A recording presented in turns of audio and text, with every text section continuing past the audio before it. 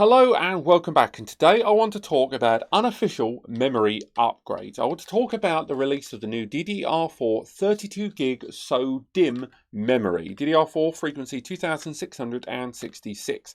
Now I say new, this isn't actually that new. That memory's been around a little while, definitely before the start of 2020, but the majority of NASs right now that arrive with DDR4 memory support in SO-DIMM, that little more efficient, smaller compact memory, have arrived long before this memory was mainstream available, and the result being that this memory, particularly the crucial one, is not actually on a number of compatibility lists, be it QNAP, Synology, any of the other NAS brands too.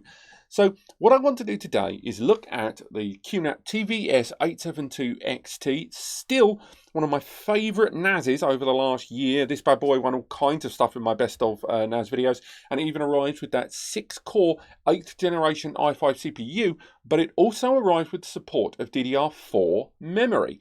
And at the moment, the maximum we've seen out of it was 32 gig with two 16 gig sticks. So what we're going to do today is we're going to remove the default memory that's inside, which I believe is 16 gig by default, and we're going to replace it with 64 gig of memory. That's two 32 gig memory modules. But before I go any further, let's touch on some criteria immediately off the bat. First and foremost, QNAP themselves do not officially support this memory. A number of NAS brands, including them, like you to use their own memory modules. And although in some cases they will support third-party memory, right now this memory is not on the compatibility list and not officially endorsed or supported by QNAP. So there is the possibility that by doing this, you could invalidate your warranty. So do bear that in mind. Secondly, this is a test. It's just a demonstration, and there is no live data on this NAS. If you try this, you may well have live data, and it could potentially destabilize and ruin your NAS and lose all of your data. So if you are going to do this, make sure you bear in mind that you should have a bunch of backups in place and that this could break your system. I don't know whether it will, but you should always go into these things prepared for every different situation. But I'm doing this so you don't have to break your system just to find out what will happen. So I'm going to start installing this memory, which you can get from span.com now. There should be a link in the description. There should also be a NAS Compare article.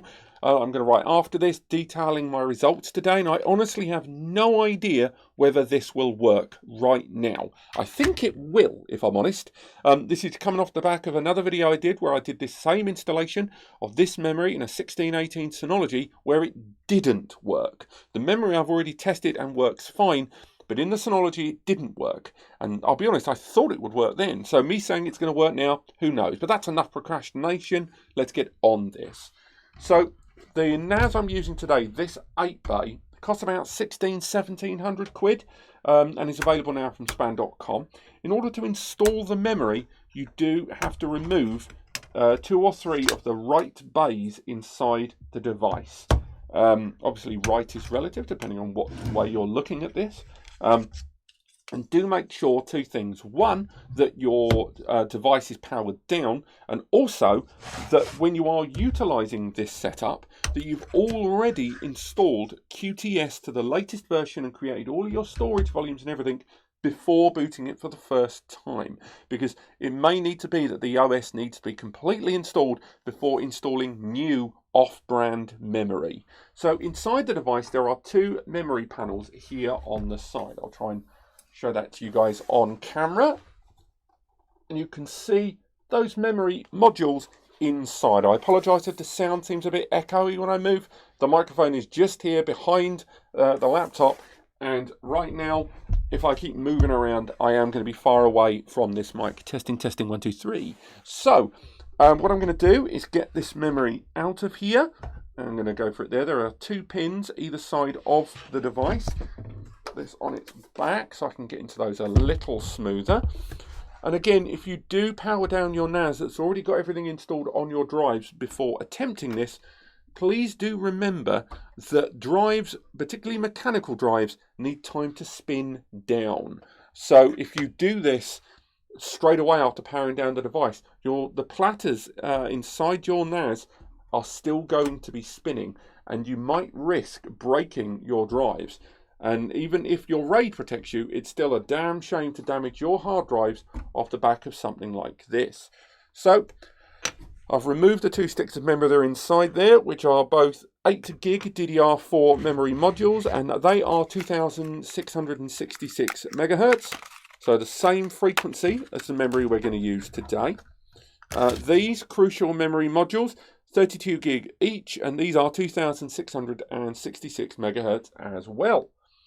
So make sure you install it with the Crucial logo at the front, and once again remember, this is not the only SODIMM DDR4 supported QNAP NAS out there. There are other ones available, so I will be running some tests on some other QNAP NASs after this if this test proves successful. Ideally, I'm looking at the silent NAS, the HS453DX, or maybe even that brand new TS251D, but you will have to wait and see for that one.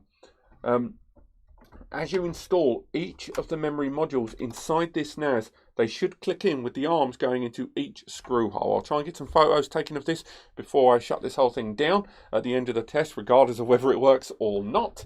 And hopefully that should give you some idea about how to install it within this device. And there should be a NAS Compare article after this detailing more about this setup.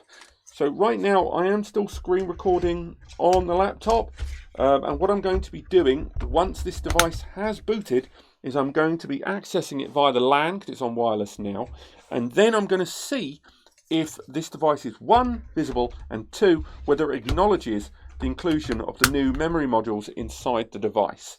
Boot up of a TVS-872XT generally takes around 6 minutes.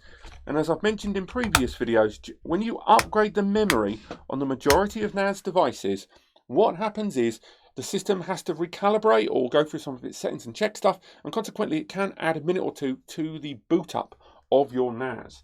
I'm just going to put in the power on the rear of this device. Once again, I'm getting quite far from the mic, I do apologise. So we've got the power in, we've got the LAN in, and what I'm going to do is click the power button and get this bad boy up and running. You can hear the fan there, and the device is going to start booting up. And what I'm going to do is I'm going to fast forward now 5 or 6 minutes to the full booting of this device when it's booted a few times and the speaker has spoken aloud a few times, and I'm going to make my way via QFinder into this NAS to see if we're able to see our 64 gig of memory in the QTS graphical user interface. Let's get into it. Right, so the booting up of our TVS-872XT with a couple of 32 gig DDR4 crucial memory modules, Unofficial, has now completed. It actually took as much time as normal. There was no conflicts, no issues with regard to the device taking longer or anything on the LCD that denoted any difficulties along the way. Now, what I've decided to do this time, rather than use the LAN connection over 194 that is this device's position on the network, I've directly connected to the NAS point to point using the 1GBE port on this PC that I'm using today and the NAS, but both of these are equipped to the same thing. So let's make our way in, double click there, and it will log us into this NAS device. Now, on the bottom here, we can also look at the memory that's currently available. The one that we're utilizing today is this one here. We're using one of these sticks, and there are pairs of these sticks as well. So right now we're using two 32 gig sticks in our single environment. It is available from Span, so you can talk to them about unofficial memory upgrades. I do recommend it. Oh, just letting us know our battery's low. But if we make our way into this device, we can see by logging straight in that on our QTS desktop here, it's exactly the same. We can make our way into the notifications, and it's saying that there's an update available for us, but it isn't really saying more than that. So why don't we make our way into the control panel? How many gig of memory do we see? We can see all 64 gig, which is pretty sweet. Let's be honest, that is good to see. And if we make our way into the resource monitor, we can find out a little bit more about if we can seal that memory.